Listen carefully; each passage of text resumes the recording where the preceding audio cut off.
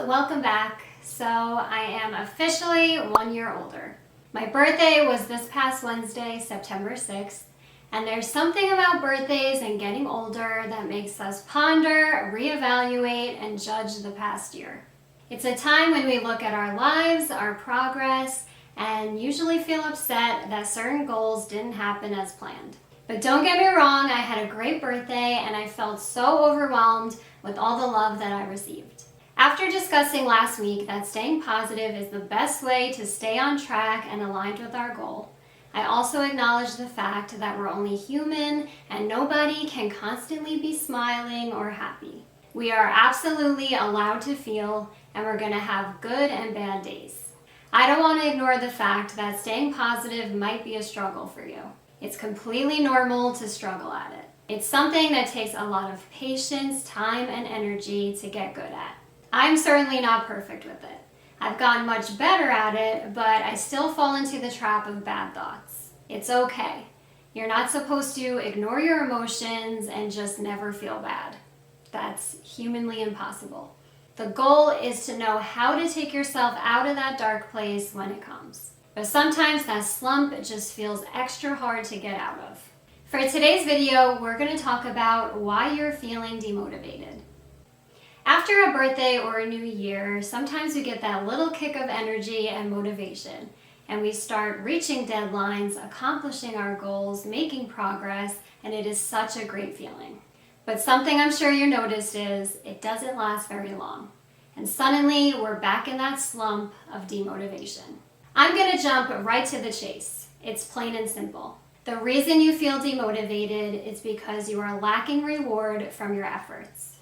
Nothing is more draining than working and trying and literally getting nothing for it.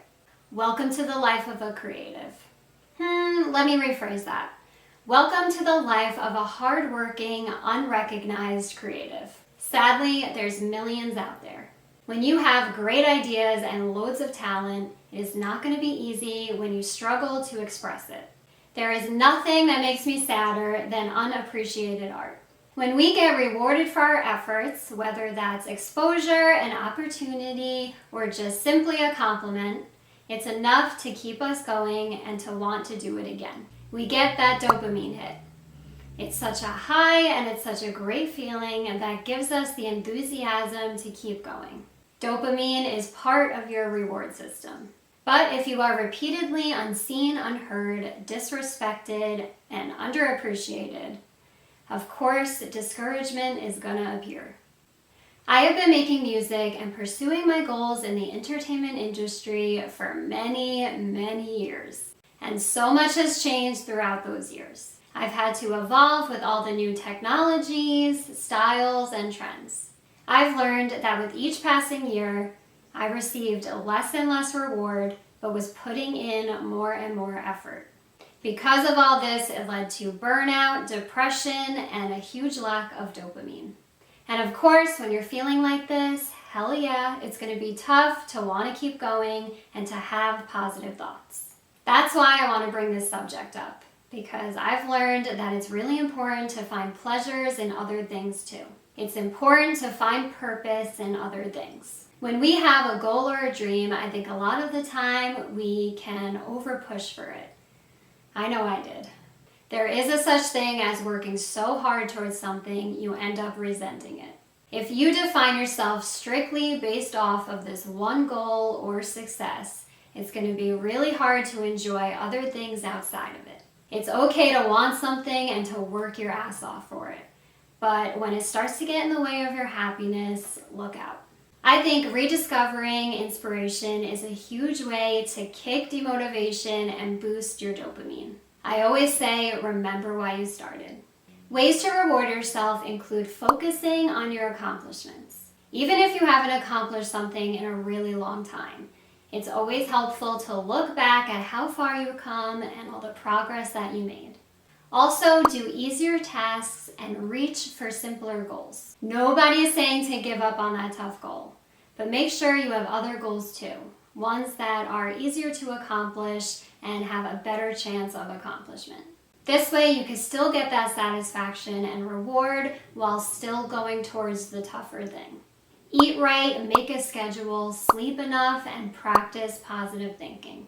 These are all ways to keep you proud of yourself and to feel rewarded while you're still waiting on that goal that hasn't satisfied you yet. Don't limit yourself and stay demotivated because you're waiting on something else. Find other pleasurable things that motivate you and give you that dopamine hit.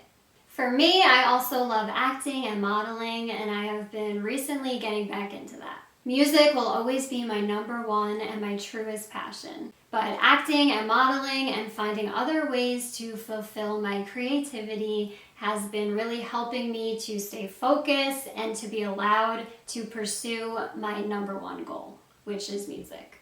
You gotta be on your own side. Think about it. You may be demotivated because you're limiting yourself.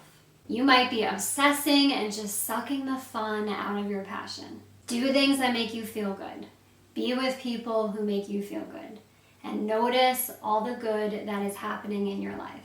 You do not have to be an expert at it, but just be aware of your thoughts and your actions. Discover what makes you feel worthy and rewarded. Everybody has something. Remember, plant the good, not the poison. Have a great week, and I'll see you next Tuesday.